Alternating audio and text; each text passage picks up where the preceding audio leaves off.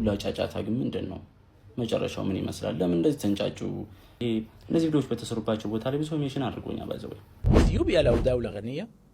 تصعيد اثيوبي جديد ضد دول المصب. هذه العاجلة. اثيوبيا الآن تقول التفاوض. اثيوبيا بتقرر. ماذا تريد مصر من اثيوبيا؟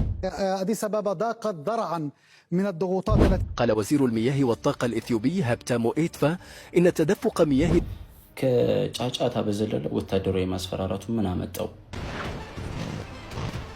ሰላም እንዴት ናችሁ? ደህና ናችሁ? ይሄ ሁሉ የመጣው የኢትዮጵያ ዋና ኢነርጂ ሚኒስቴር ኢትዮጵያ ከአባይ ግድብ በተጨማሪ በአባይ ወንዝ ላይ ወይም በናይል ወንዝ ላይ ተጨማሪ 3 ግድቦችን እገነባለሁ ብሎ ኢንተርቪው ካደረገ በኋላ ነው።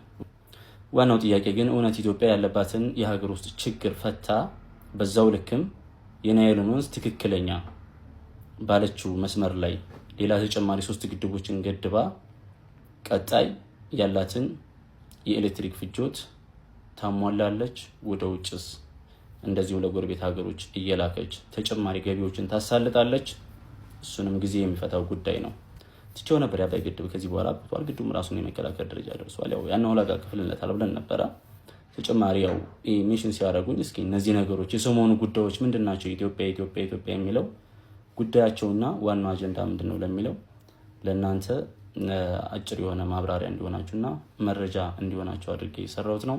አመሰግናለሁ። ሼር እያደረጋችሁ ፎሎ እያደረጋችሁ ኮፒ ሊንክ አድርጉ።